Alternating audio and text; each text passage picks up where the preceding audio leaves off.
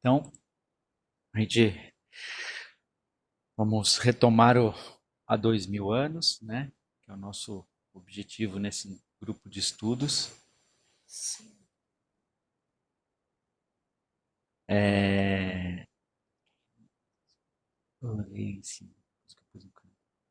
Então, a gente já hoje deve concluir o capítulo 1, que é intitulado Dois Amigos, e começar o capítulo 2. Vamos ver.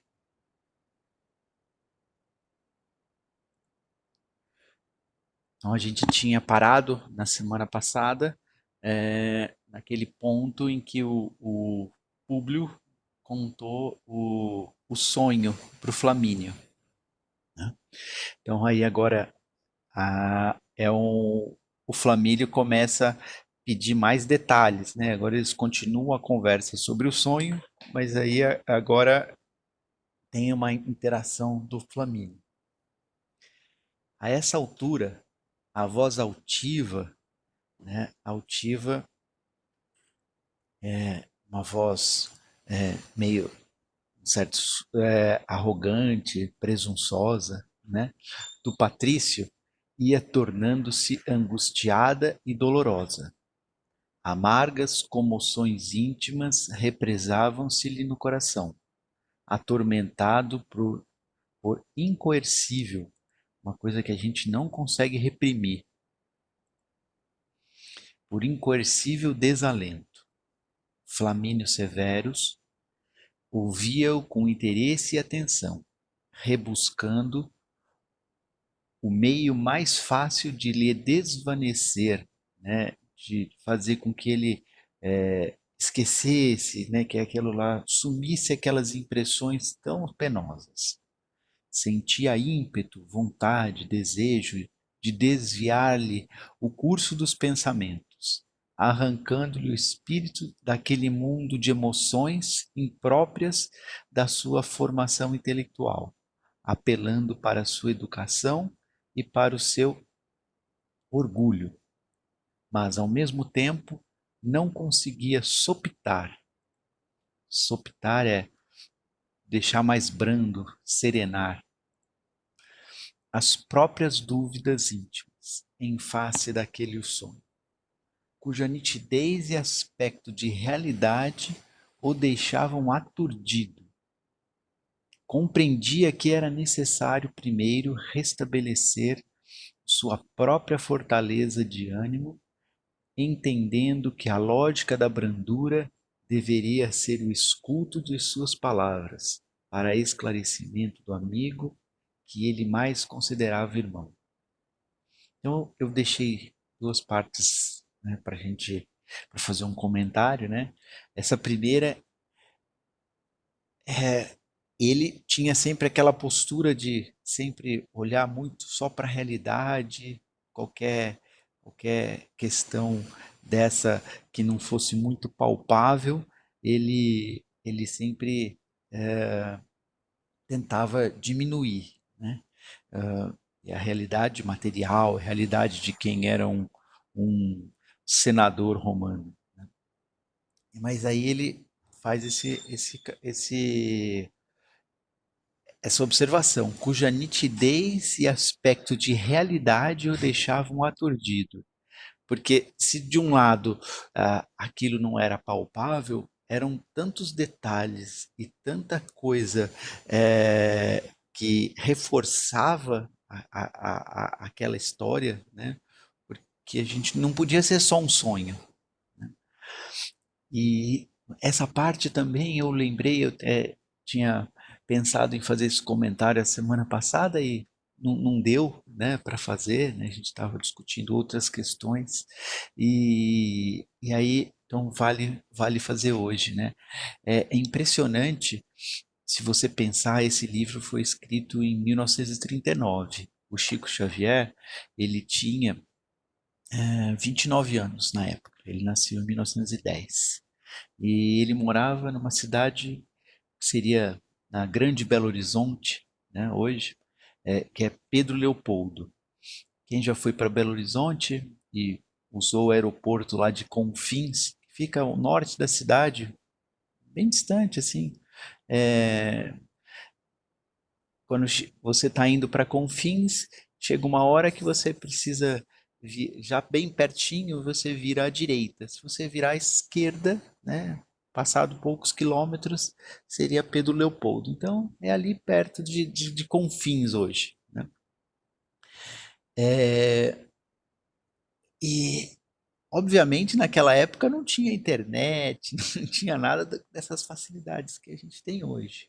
O Chico ainda, ele só pôde estudar até o que seria o primário, né? Depois, por conta dele ficar vendo espíritos e escutando os espíritos, né? O pai dele não entendia nada disso, do que estava acontecendo, nem o padre, e aí o pai foi se aconselhar com o padre e falou, não, olha, tem que pôr esse menino para trabalhar, porque assim é, enche a cabeça, né? Cabeça vazia, né? O, o- fica pensando essas besteiras. E aí ele foi trabalhar com 10 anos de idade. Então ele não teve condições de ficar estudando. E eu demorei muito tempo para olhar cada um desses aspectos aqui na internet, cada uma dessas. Eu lembro que na primeira. Nosso primeiro encontro, a Angélica até enfatizou de que as descrições, né, de Roma são tão incríveis que a gente parece que está lá dentro, né? E aí agora, além disso, ele vai começar a falar também de aspectos, né, históricos, né, da Revolução, da conspiração catilina, ele vai falar do imperador, da República. São muitas informações que hoje a gente teria dificuldade de para escrever uma coisa dessa com todas as informações que a gente dispõe hoje. Imagina naquela época, né? Então, isso é só uma demonstração de que provavelmente o livro não foi escrito pelo Chico, porque algumas pessoas ainda ficam é, é,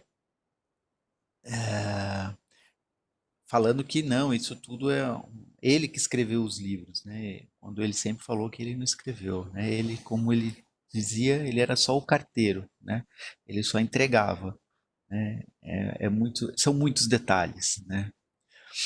E aí a segunda parte, né, o segundo trecho que eu separei, que é a lógica da brandura deveria ser o escudo de suas palavras, né? E a, a primeira vez que eu preparei o texto, né, eu não tinha notado isso. Aí, quando eu fui fazer essa última revisão antes desse nosso encontro, eu resolvi anotar esse pedaço, porque eu acho que esse é o jeito que a gente deve tratar sempre as coisas, né? Com a lógica da brandura, né? Então, a gente não consegue ajudar um amigo, uma pessoa querida, uma pessoa que mesmo a gente não tenha tanta afeição, mas se a gente se dispõe a ajudar, tem que ser com a lógica da brandura, não pode ser de outra forma. Alguém quer fazer algum comentário?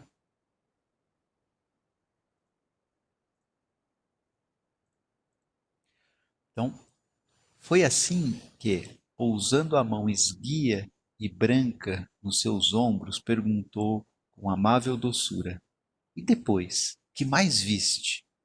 Rubio Lentulus, sentindo-se compreendido, recobrou energias novas e continuou. Depois das exortações, exortação é o encorajamento, né, daquele juiz severo e venerando, não mais lobriguei. Lobriguei é ver com dificuldade o vulto de Lívia a meu lado, mas outras criaturas graciosas, envolvidas em peplos, isso aí é um tipo de túnica, uma vestimenta da época, que me pareciam de neve translúcida, confortando meu coração com seus sorrisos acolhedores e bondosos. Atendendo-lhes ao apelo carinhoso, senti que meu espírito regressava à terra. Observei Roma, que já não era bem a cidade do meu tempo. Um sopro de beleza estava reconstituindo a sua parte antiga, porque notei a existência de novos circos, teatros suntuosos, termas elegantes, palácios encantadores que meus olhos não haviam conhecido antes. Tive ocasião de ver meu pai entre seus papiros e pergaminhos, estudando os processos do Estado, tal qual se verifica hoje conosco. Então, só para lembrar, o sonho começou, ele lembrando lá do que seria lá o Públio Lento Usura, que seria o bisavô dele, né? Até que ele acabou morrendo, e aí ele ficou num lugar escuro, né? E que ele não sabe por quanto tempo, e chegou a Lívia, né? Que é a atual esposa dele, e foi ajudá-la. E aí ele foi lá para esse tribunal, né? E nesse tribunal a, a condenação de todos os, os crimes que ele julgava ter cometido, né? Foi simplesmente vá lá e faça de novo, né? Vá lá e mude de atitude. Então ele voltou de novo como senador, de novo com, com riqueza, com poder, com tudo, né? Só com a chance de fazer aquilo de novo, né? De fazer de uma maneira diferente, né? Com as mesmas condições. Então, e agora ele sente que ele saiu dali e ele está passando e vendo o pai dele, né? Então, era o bisavô, agora ele está vendo o pai dele fazendo as mesmas coisas que ele faz. Continuando. E depois de implorar a bênção dos deuses no altar doméstico de nossa casa, experimentei uma sensação de angústia no recesso de minha alma. Pareceu-me haver sofrido dolorosa comoção cerebral. Seria um abalo. E fiquei adormentado, sentindo meio sonolento, numa vertigem indefinível. Não sei descrever literalmente o que se passou, mas despertei com febre alta, como se aquela digressão do pensamento, se aquela viagem que eu fiz, aquele passeio, né, pelo pensamento, pelos mundos de Morfeu, né, que era o deus do sonho, me tivessem trazido, me houvesse trazido ao corpo dolorosa sensação de cansaço. Então aí depois eles vão agora continuar conversando sobre o sonho, o Públio Flamínio. Ignoro o teu julgamento, em face dessa confidência amargurada e penosa, mas desejaria me explicasses algo a respeito. Explicar-te, obtemperou Flamínio, comentou, tentando imprimir à voz uma tonalidade de convicção enérgica. Bem sabes do respeito que me inspiram os álgures do templo.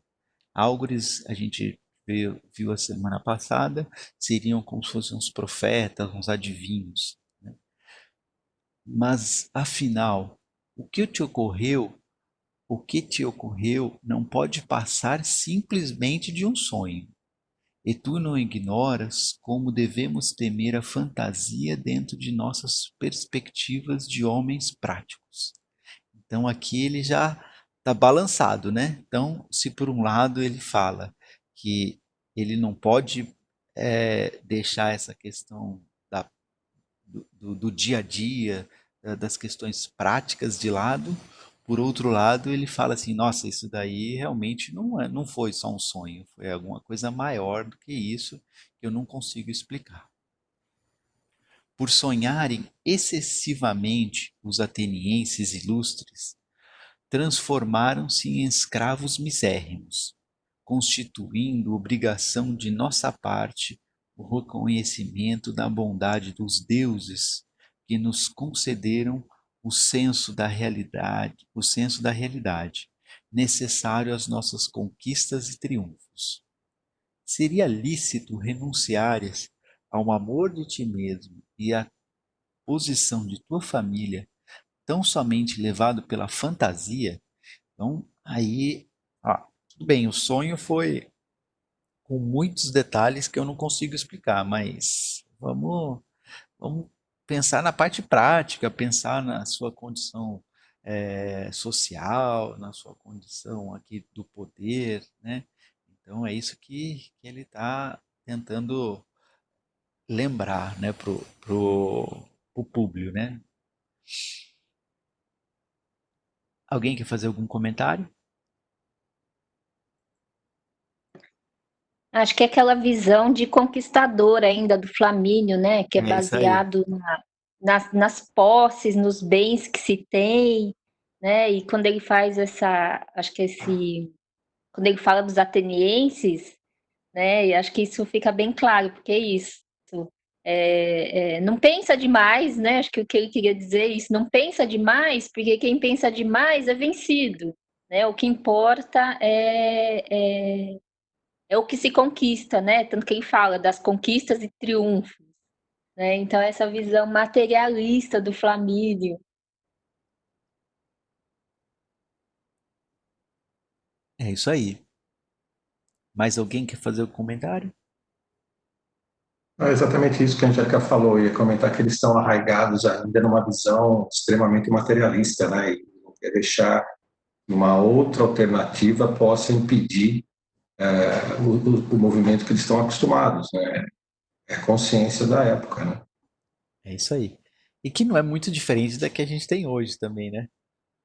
Exatamente, eu penso assim também, só se mudou os métodos. De Aham, certa forma, as coisas têm uma semelhança muito forte, né? aham.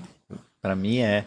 E a gente vai ter mais detalhes ainda no final desse capítulo, no começo do outro, e para mim isso mostra muito o que a gente está vivendo hoje. Mais algum comentário?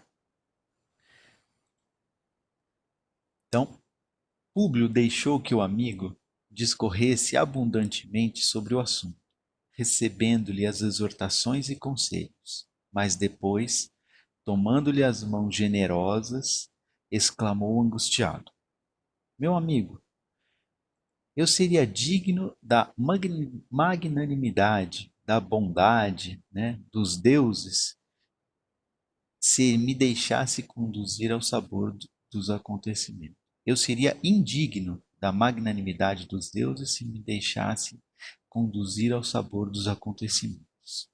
Um simples sonho não me daria margem a tão dolorosas conjecturas, pensamentos, hipóteses. Mas a verdade é que ainda não te disse tudo. Flamínio Severus franziu o sobrolho, a sobrancelha, rematando. Ainda não disseste tudo? O que significam essas afirmativas? Então, ele já não estava aguentando com toda aqueles detalhes. Aí não tinha mais, né? No seu íntimo generoso, angustiosa dúvida fora já implantada com a descrição minuciosa daquele sonho impressionante e doloroso.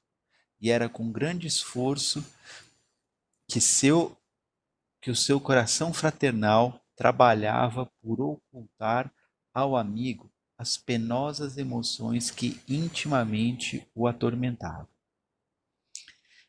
Então ainda ele estava, né? E que eu acho que isso é muito interessante, né? Muitas vezes a gente não quer mostrar a verdade para as pessoas, né? A gente quer, quando a gente está em algum momento assim que exige maior reflexão da nossa vida, a gente procura esconder isso na sociedade, né? E vai ser interessante isso daí. Vou voltar nessa questão lá no final dessa conversa deles, né? É, isso daí a gente às vezes a gente quer parecer uma coisa enquanto a gente está sendo outra, né? Por dentro a gente é uma coisa, mas a gente ainda continua usando aquelas máscaras, né, na sociedade para mostrar-se diferente. Públio, mudo, tomou-lhe do braço, conduzindo às galerias do Tablino. Tablino é uma espécie de um quartinho, né? Um gabinete de pintura, um cartório no sentido de onde você guarda documentos, coisas, né? Localizado a um canto do peristilo. Peristilo, né, é aquela área interna, tipo uma varanda, né? Nas proximidades do altar doméstico, onde oficiavam os mais puros e mais santos afetos da família.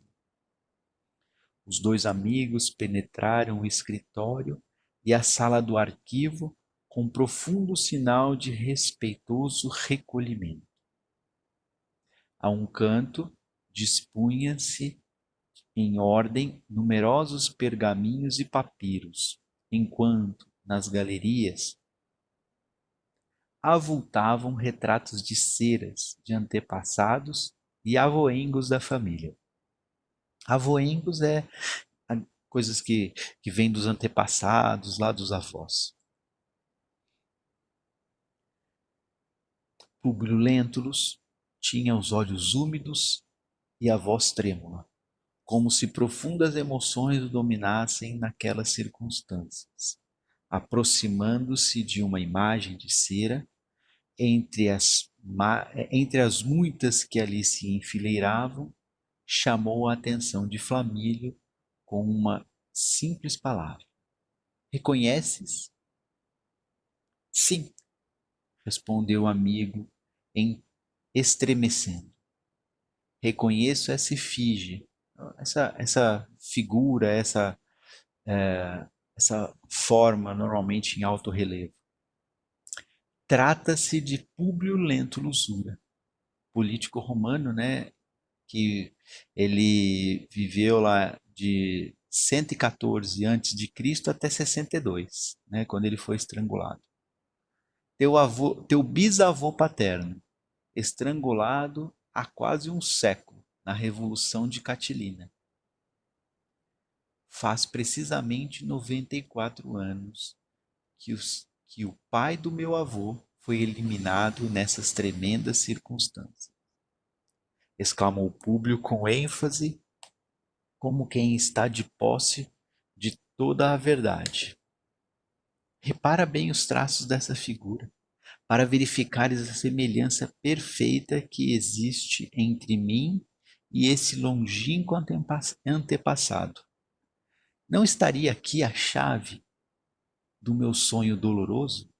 Então, ele está voltando, lembra lá no começo do capítulo, ele contou para o Flamínio que ele conversou com o Parmênides, que era um dos servos lá, e ele disse essa teoria dessa reencarnação, né? E que ele estava imaginando, né? E aí ele falou: será que isso não é a chave, né?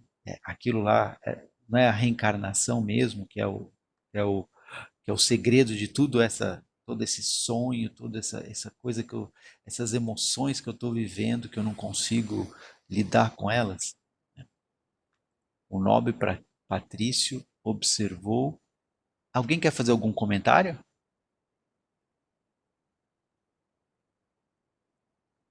Vamos continuar então. O nobre patrício observou a notável identidade de traços fisionômicos daquela efígie morta com o semblante do amigo presente. Suas vacilações atingiram o auge, em face daquelas demonstrações alucinantes. Ia elucidar o assunto, encarecendo a questão da linhagem e da hereditariedade. Mas o interlocutor, como se adivinhasse os mínimos detalhes de suas dúvidas, antecipou o julgamento, exclamando: eu também participei de todas as hesitações que ferem o teu raciocínio, lutando contra a razão antes de aceitar a tese de nossas conversações dessa noite. A semelhança pela imagem, ainda a mais extrema, é natural e possível. Isto, porém, não me satisfaz plenamente. Então, aí ele começa a falar, olha, concordo, você vai falar que é parecido, que pode ser coincidência e tudo mais. Então, aí agora ele vai começar a dar esses detalhes, maiores detalhes, né? Porque que ele falou que as coisas não paravam por aí. Expedi nesses últimos dias um dos servos de nossa casa a Taormina, que é uma cidade lá na Sicília, na Itália, em cuja adjacências possuímos antiga habitação, onde se guardava o arquivo do extinto, lá do Públio Lentulus Usura, que fiz transportar para aqui.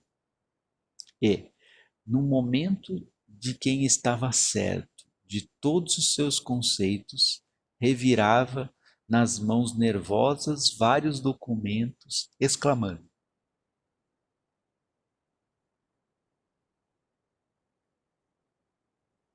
repare esses papiros.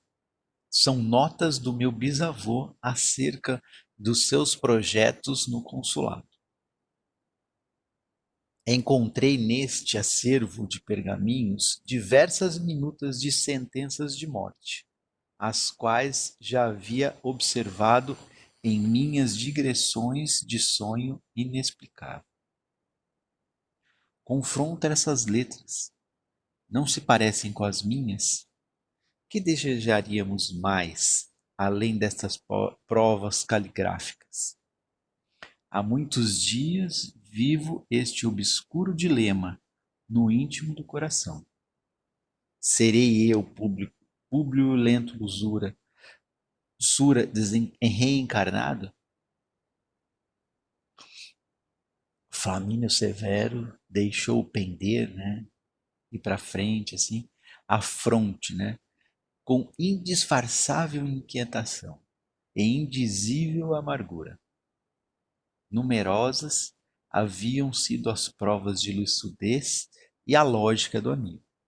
Então, não podia chamar ele de louco, né? Ele estava simplesmente tentando pensar e achar uma solução lógica para aquilo, né? Juntando os fatos, né? Tudo conspirava para que seu castelo de explicações desmoronasse fragorosamente, fazendo barulho, né, na hora que caísse, diante dos fatos consumados. Mas procuraria novas forças a fim de salvaguardar o patrimônio das crenças e tradições dos seus maiores, tentando esclarecer o espírito do companheiro de tantos anos. Ou seja, ele ia revirar as ideias ali para mostrar que lembra que o Flamínio estava sempre preocupado com a questão mais da realidade, né? Da nossa realidade material, né? E aí ele ia tentar trazer isso de volta, né, para a conversa. Meu amigo, murmurou abraçando, concordo contigo.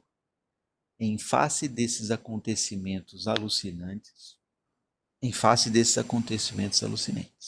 o fato é dos que empolgam o meu espírito mais frio, mas não podemos arriscar nossas responsabilidades no rumo incerto das primeiras impressões. Se ele nos parece se ele nos parece a realidade, existem as realidades imediatas e positivas, aguardando o nosso concurso ativo. Considerando as tuas ponderações e acreditando mesmo na veracidade do fenômeno, não acredito devamos mergulhar o raciocínio nestes assuntos misteriosos e transcendentes. Sou avesso às perquisições, a essas indagações, a essas análises muito detalhadas, né? certamente em virtude de minha experiência da vida prática, concordando de modo geral com o teu ponto de vista, recomendo-te não estendê-lo além do círculo de nossa amizade fraternal, mesmo porque, não obstante a propriedade de conceitos que me dás testemunho da tua lucidez, sinto-te cansado e abatido nesse torvelinho de trabalhos do ambiente doméstico e social. Então, ele fala, olha, acho que até você tem uma certa razão, mas a gente precisa olhar sempre para o lado prático, né? E então, e a gente não deve ficar olhando essas questões transcendentes, essas questões que a gente não consegue provar, né? A gente não tem argumentos, não tem coisas que, se fosse hoje, né, que a ciência vai provar, né? E apesar de eu até concordar que você tem bons argumentos, que você pensou, que você não está fazendo as coisas por impulso, acho melhor você não falar isso com ninguém, né? Porque outras pessoas não vão entender. E tem uma outra questão, acho que também é importante a gente salientar, né? Às vezes a gente dá uma opinião num assunto muito delicado, né? E a gente não tem tempo de explicar em detalhes o que a gente está querendo dizer, né? E se aquele assunto é muito delicado e a gente não tem esse tempo para explicar, né? Às vezes é melhor nem falar, né? Porque a pessoa vai entender, e pode ser que entenda de uma forma diferente, não daquele jeito que você gostaria de explicar. Alguém quer fazer algum comentário?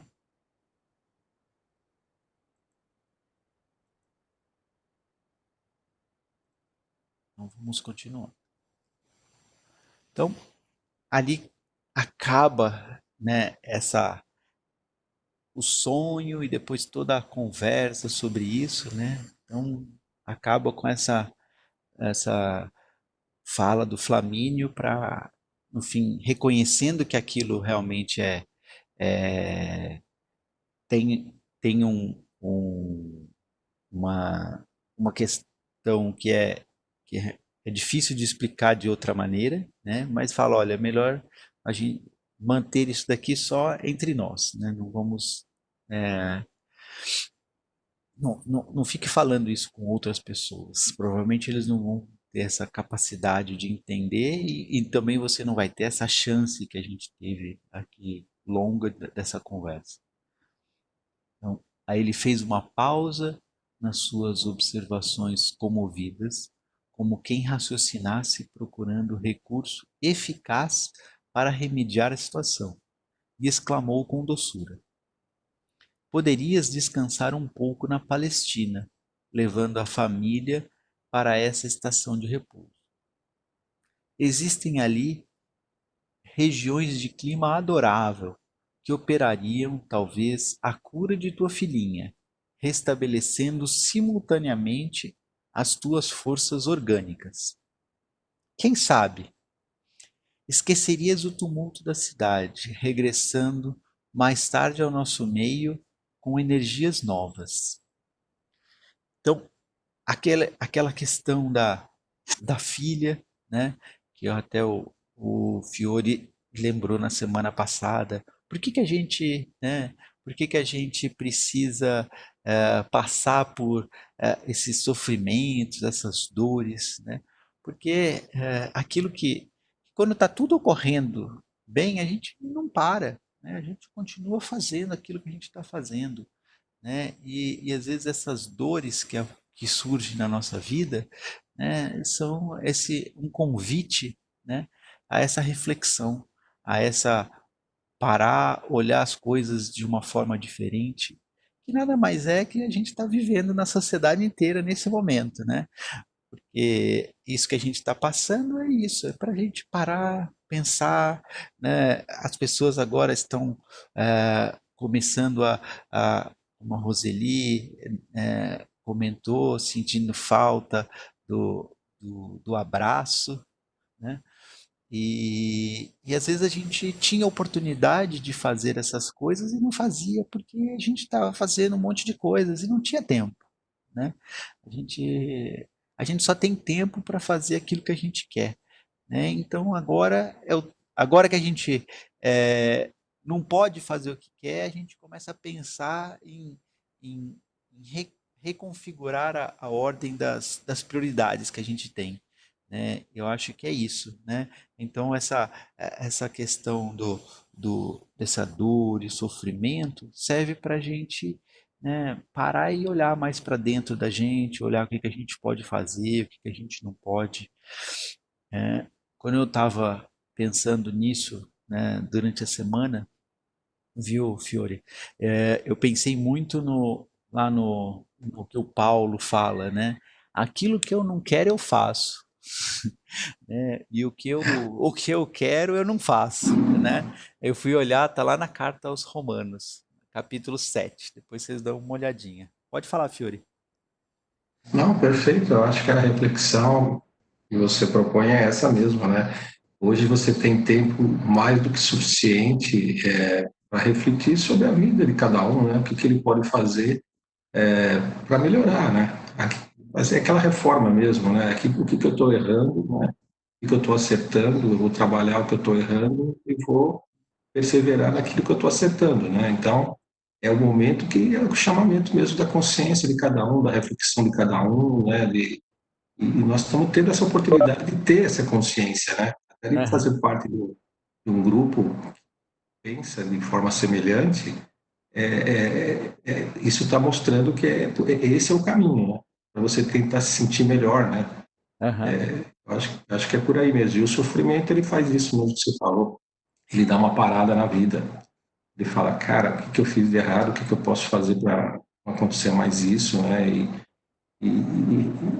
buscar alternativas, né? E aí você vai evoluindo, vai aprendendo, a maturidade também vai te mostrando isso.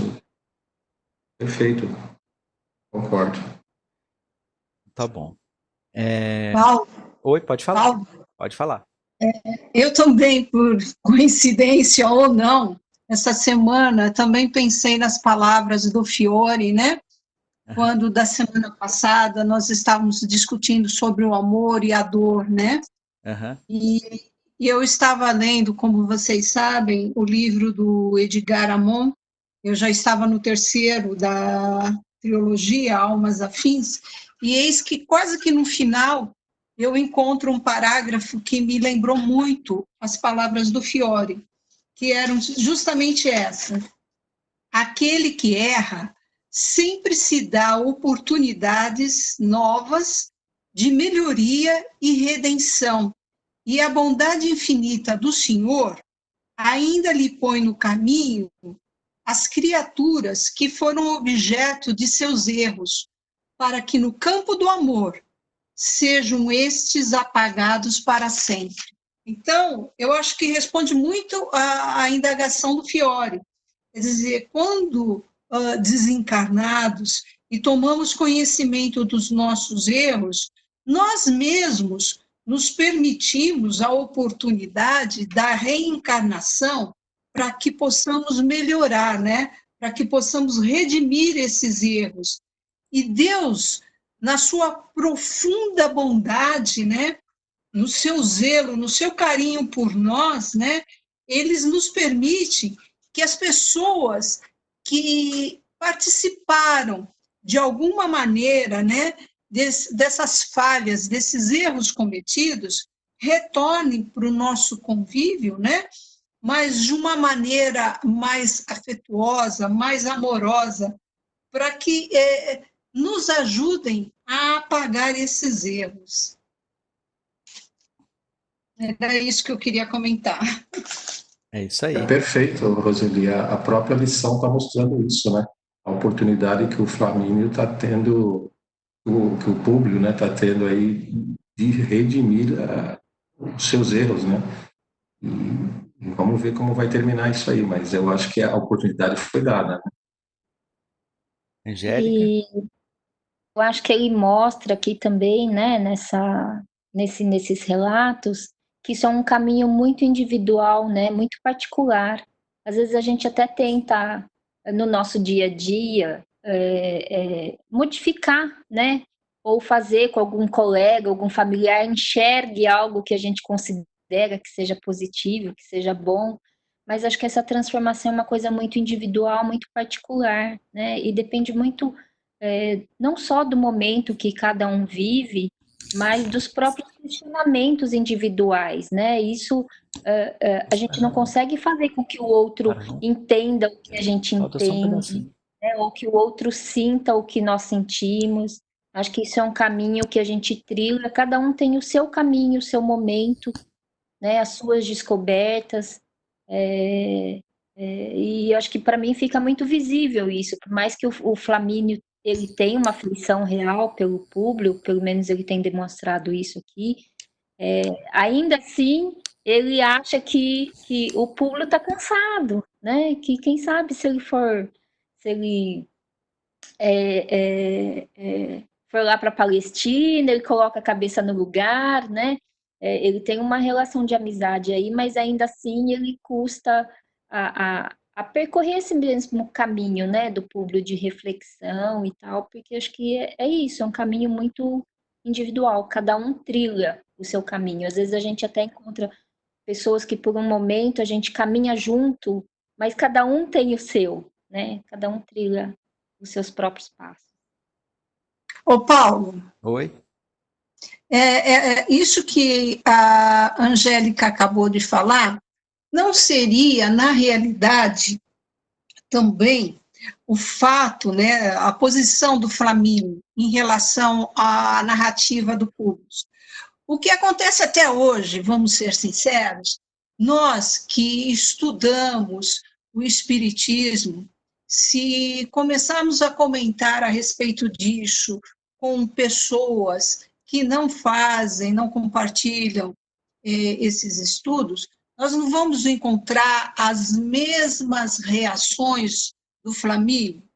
Quer dizer, aquilo que você não entende, né, você prefere justificar através, no caso do Flamínio, está dizendo que o público está esgotado, né? Então, eu acho que, imagino, eu fico pensando naquela época, né, que nem o Novo Testamento ainda não tinha, né? E que dirá remeter à época da luz do espiritismo, né, que surgiu na França, né, um trabalho mais didático, vamos dizer assim, mais aprofundado sobre o espiritismo. Se naquela época já causou tanto rebuliços, tantas pessoas contra este tema, imagino na época do público, né? A negativa, a não aceitação que exista essas explicações é muito mais contundente, não é mesmo? Aham. Só uma questão que eu acho que é importante a gente lembrar, que o, o espiritismo ele não trouxe, como posso dizer, muita coisa nova, né? Ele só é uma forma da gente explicar coisas, porque, por exemplo, essa questão do espiritismo, uma das coisas maiores que ele vai trazer é essa questão que a gente vive mais de uma vez, tá certo? Mas isso já era discutido 2000 anos antes, né? E se a gente for olhando lá para trás, na Índia, no Egito, isso já era discutido. Então, assim, não tem nada de novo. A gente, às vezes, de vez em quando, as pessoas é, a- é, são trazidos para a gente, né? Questões que a gente já sabe, só que a gente não está dando o devido, a gente não está se preocupando devidamente com ela, né? Quando a gente vai olhar o mesmo que Jesus falou, né? Se você fizer uma análise do que Sócrates e Platão fizeram lá falaram na Grécia, do que Buda falou na Índia, do que Confúcio falou lá na China, né? E todos eles falaram isso entre 400, 500, 600 anos antes de Jesus, né? Não tem muita diferença do que Jesus falou, entendeu? A gente está ainda nesse ponto em que as coisas estão aí, né? E a gente precisa um dia decidir que quer olhar aquilo lá, né? Enquanto a gente não decidir, as coisas vão ficar aí, né? Como para a gente, tem coisas que a gente fala assim, nossa, como que eu não pensei nisso antes? Por que eu não olhei isso antes, né? Hoje a gente não consegue pensar as nossas vidas sem pensar nesses aspectos, né? Mas até pouco tempo atrás a gente fazia sem pensar, né? Por exemplo, o coronavírus, né? Todo mundo sabia que tinha que ter higiene, que ter essas questões, né? E precisou agora vir o coronavírus para a gente se preocupar com aspectos que estão aí há muito tempo, né? Não é o corona que fez a gente lavar a mão, né? Isso aí a gente já tinha que fazer sempre, a gente já tinha que ter cuidados, né? Na hora de tossir, você não vai tossir em cima das pessoas. Aí agora a gente está com essa preocupação de não vamos provocar isso nas outras, né? Provocar uma coisa dessa nas outras pessoas. Então as coisas acho que estão sempre muito aí, né? Estão sempre e a gente que não consegue observar essas coisas. Fala, Roseli. Acho que você queria falar? Eu estou aqui, eu estou lembrando dessa trilogia que eu acabei de ler do Edgar Amon, né? Que ele começa falando de Atlântida, né? E Aham. do Egito. Realmente, isso que você falou, eu concordo, porque nós já víamos nos templos, né? Os grandes sacerdotes, eles recebiam, inclusive, mensagens do plano espiritual, né? Mas isso me parecia, salvo se eu estou enganada, Paulo, muito restrito a essa casta, a essa classe.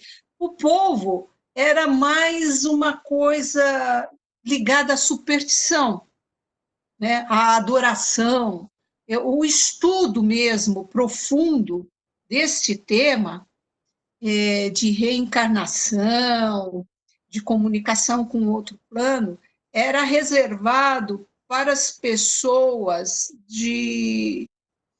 como eu posso dizer, de uma casta mais fechada, mais restrita. Como Né? eles falavam, os iniciados.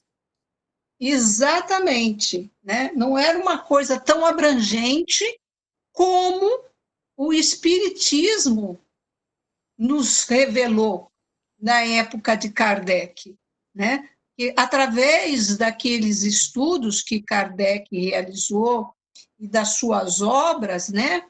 A divulgação dessas mensagens, né? E a codificação dessas mensagens, né? Foi muito mais abrangente a nível global. Então, é nesse sentido que eu tinha feito aquela colocação, né? Sim, E realmente esse capítulo número 1 do livro do Emmanuel, né, há 2000 anos, só ele, acho que dá para escrever um outro livro, porque você vê, ele trata a respeito da dor, né, que por conta do amor, como a Mila disse na aula passada, né, ele sofreu a dor, né, no caso da filha dele, né, e isso acabou remetendo ele àquele processo do sonho, onde que ele retrocedeu ao passado, à existência das suas reencarnações passadas, né, ele começou a tomar consciência do que ele tinha feito, né, mostrou também sobre o período do umbral, né, e mostra bem que o umbral é a consciência, né? É o juízo que nos faz sentenciar, né, a nossa prisão, né?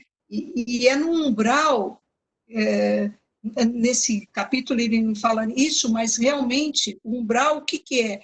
É a nossa sintonia, né? A nossa vibração, e aí a gente encontra as dificuldades e os espíritos que estão na mesma faixa de sintonia, né? E a gente fica preso ali, como a Mila também tinha destacado, e você, Paulo, até o momento que a gente toma consciência, né,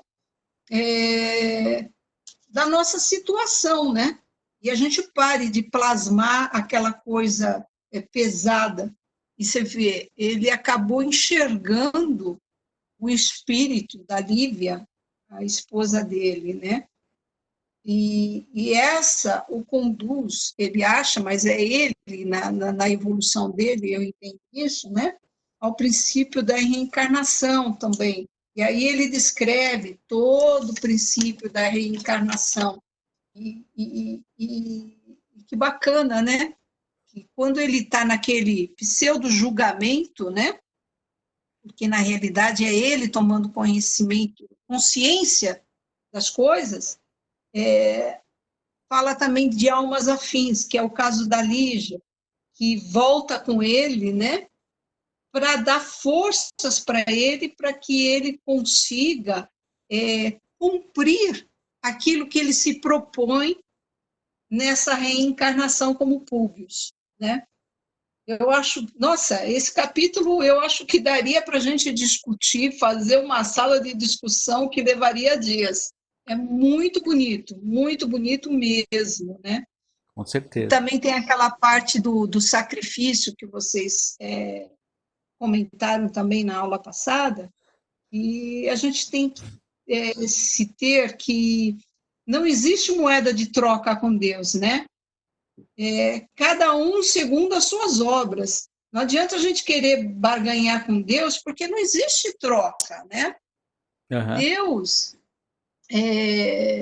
eu acho muito válido a oração, os pedidos, mas a gente tem que tomar consciência que nós temos que fazer, né, por nós mesmos.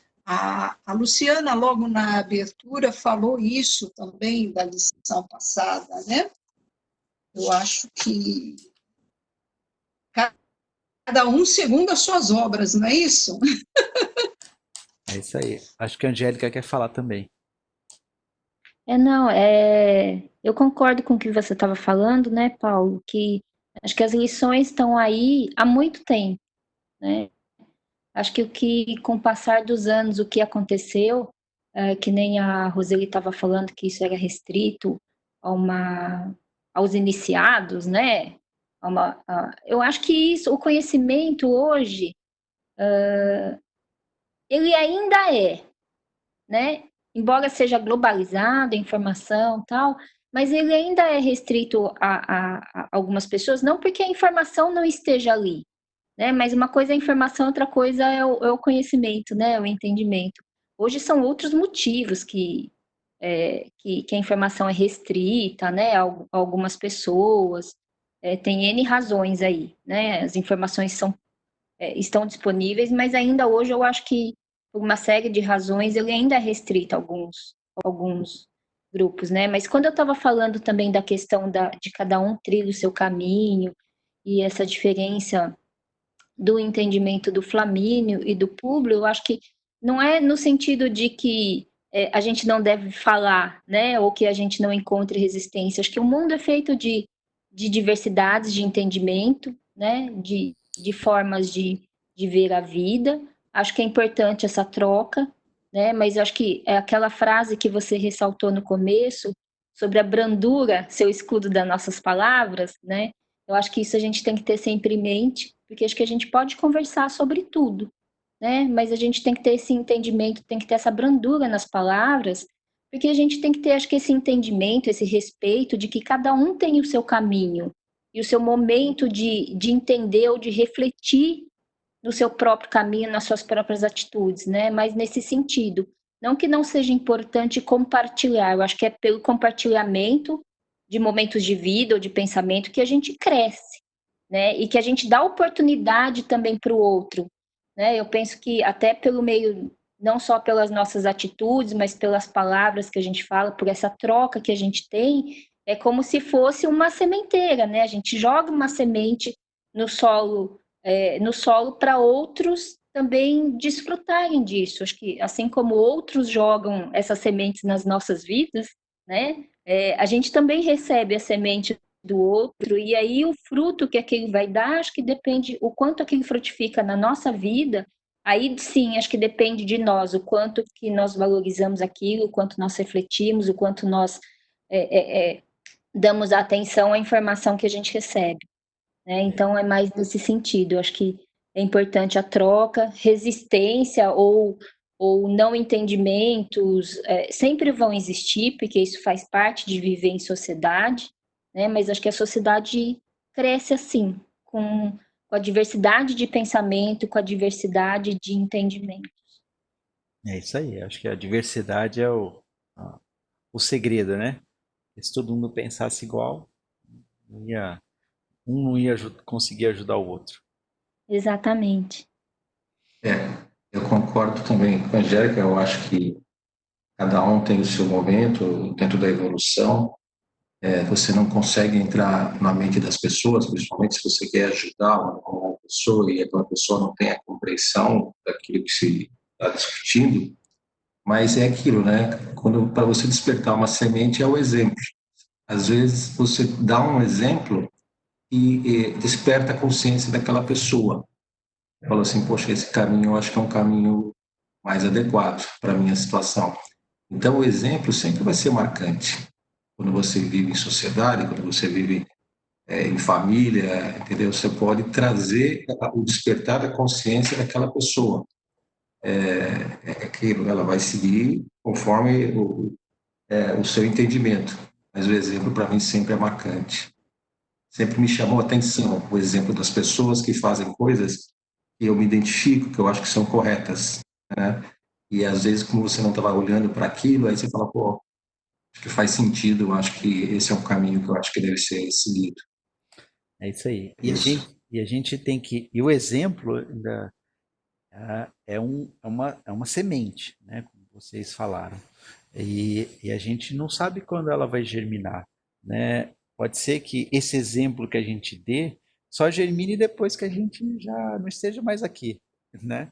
Mas Verdade. se ela germinar daqui a 20 anos, qual o problema? Tá ótimo, né? E, exato, você deixou, né? É o que eu falo, você contribuiu para um mundo melhor, você deu um exemplo.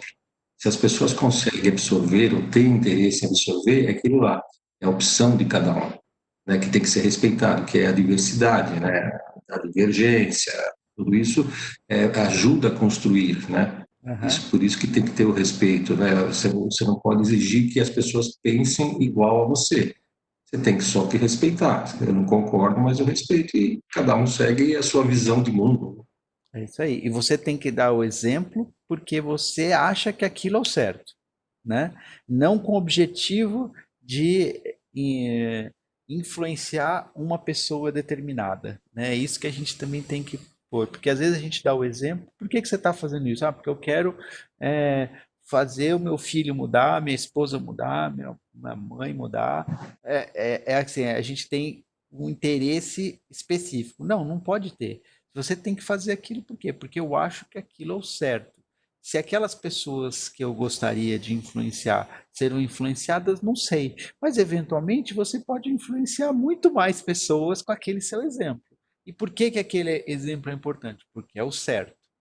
Não é para influenciar, não pode ter um destino certo. Você tem que fazer porque você acha que é o certo. E não, mesmo sabendo que daqui a alguns anos você vai falar, nossa, aquilo não era o certo que eu entendo hoje, né? Mas no momento que você fez, você achava que era o certo. Esse que é o importante. Que é o seu Aquilo, identificação. Pode falar, Roseli. não, eu só queria falar que o Paulo também, na aula passada, falou uma coisa que é bem correta, né? desse livro, nesse estudo, nós estamos vendo falhas e erros que foram cometidos que nos servem de lição. E cabe a cada um de nós colocá-las em prática ou não. O que ele faz? Ele dá um alerta, tipo assim, olha, ali na frente tem um buraco. O Públio foi e caiu dentro. Se você sabe que tem um buraco, você pode desviar, mas existe o livre-arbítrio. Se você quer ir em frente, cair no buraco e por você mesmo passar por todas aquelas dores até você sair de lá, é a sua escolha, não é verdade?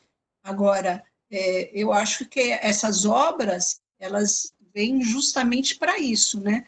Para nos ensinar um caminho mais suave, para chegarmos a nirvana, né? A nossa iluminação. É isso aí. Vamos só terminar então esse capítulo? Falta um pouquinho agora. Então, o atual procurador da Judéia, né, que é o Pôncio Pilatos, é nosso amigo. Poderíamos harmonizar vários problemas de nosso interesse e de nossas funções, porquanto não me seria difícil obter do imperador dispensa dos teus trabalhos no Senado, de modo a que continuasses recebendo os subsídios do Estado, enquanto permanecesses na Judéia. Que julgas a respeito? Poderias partir tranquilo, pois eu tomaria a meu cargo a direção de todos os teus negócios em Roma, zelando pelos teus interesses e pelas tuas propriedades. Públio deixou transparecer no olhar uma chama de esperança, e como quem estivesse examinando intimamente todas as razões favoráveis ou contrárias à execução do projeto, ponderou: a ideia é providencial e generosa, mas a saúde de Lívia não me autoriza a tomar uma resolução pronta e definitiva. Por quê? Perguntou Flamínio, né? Esperamos para breve o segundo rebento, o segundo filho do nosso lar. E para quando esperas esse advento, essa chegada? Dentro de 6 meses. Interessa-te a viagem depois do inverno próximo? Sim. Pois bem, estarás então na Judéia precisamente daqui a 1 ano. Os 2 amigos reconheceram que a palestra havia sido longa. Cessara o aguaceiro, o firmamento esplandecia, estava repleto, né, de constelações lavadas e límpidas. Iniciara-se o tráfico das carroças barulhentas, com os gritos pouco amáveis dos condutores, porque na Roma imperial as horas do dia eram reservadas de modo absoluto ao tráfico dos palanquins, das liteiras, né, da primeira aula, do tráfico dos palanquins patrícios e ao movimento dos pedestres. Eu marquei essa parte aí do iniciar-se o tráfico das carroças barulhentas porque acho que a nossa sociedade vive um pouco isso, né? A gente vai chegar nos lugares, né? E quer que as coisas estejam arrumadas, limpas, né? Só que para que todas as coisas estejam arrumadas nos lugares que a gente espera e limpas e tudo esteja já pronto para a gente ir lá, né? Alguém precisa ter feito isso antes, né? E isso daí não é para ser feito enquanto a gente estiver lá, né?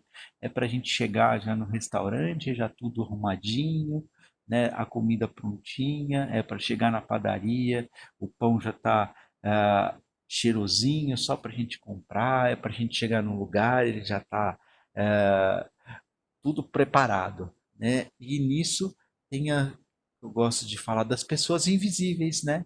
E para a sociedade, ninguém percebe essas pessoas, né? E elas têm que fazer essas carroças barulhentas que elas fazem tem que ser feita no momento em que não incomode a sociedade, né? Eu acho que a gente está vivendo muito isso, né? Na sociedade atualmente, né? E principalmente essas carroças barulhentas, né, tem que continuar trabalhando, porque todos nós podemos ficar em casa, preservando a nossa saúde, mas as carroças barulhentas têm que dar um jeito das coisas continuarem funcionando para a gente ter em casa aqui, né, a comida chegar na hora, ter energia, ter internet, ter tudo, né? Então, acho que isso é uma questão que a gente deve sempre colocar quando a gente fica falando, não, tem que todo mundo ficar em casa, mas a gente quer que todo mundo, vírgula, esteja em casa, né? Quer que todo mundo, mas não todo mundo mesmo, né? Então, esse é um ponto que eu acho que é importante a gente pensar, né? Então, alguém quer fazer algum comentário? Flamínio despediu-se comovidamente do amigo, retomando a liteira suntuosa, com o auxílio dos seus escravos decididos e hercúleos. Públio Lento, tão logo se viu só, encaminhou-se ao terraço onde corriam céleres as brisas da noite alta. À claridade do luar opulento, contemplou o casario romano, espalhado pelas colinas sagradas da cidade gloriosa. Espraiou, né, derramou, espalhou os olhos pela paisagem noturna, considerando os problemas profundos da vida e da alma, deixando pender a fronte entristecido, incoercível, né, que você não consegue reprimir, tristeza dominava-lhe o ânimo voluntarioso e sensível, enquanto uma onda de amor próprio e de orgulho lhe sopitava, lhe fazia serenar, reprimir, né, as lágrimas íntimas do coração atormentado por angustiosos pensamentos. Então, se de um lado esses pensamentos apertavam o coração dele, né, o orgulho e o amor próprio falavam, não, calma que as coisas vão continuar, né? E é com esse coração apertado, mas com essa orgulho e a vaidade de ser um senador, de ter uma posição na sociedade, né, que seja importante, a gente vai ver que o livro agora vai ser construído. Isso daqui é importante porque isso daqui é a base de todo o livro, né? Essa luta do orgulho contra esse sentimento que começava a aflorar nele, tá certo? Aqui é o final do primeiro capítulo, acho que a gente já pode parar, né? Já passou 1 hora, né? E aí a gente começa semana que vem no capítulo 2. Alguém quer fazer mais algum comentário?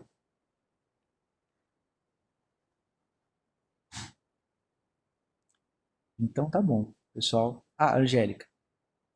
Acho que só naquela parte que você estava falando das carroças, né?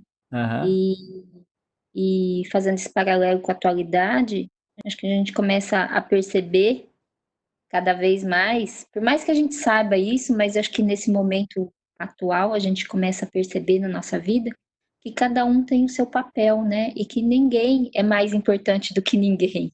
É E isso é aí. isso, viver em sociedade, viver em coletividade, é entender que cada um é importante. Não importa a profissão que tenha, né, ou que faça, mas todo mundo contribui para que a sociedade caminhe, né? É isso aí. Mais algum comentário? Então, eu vou parar a gravação.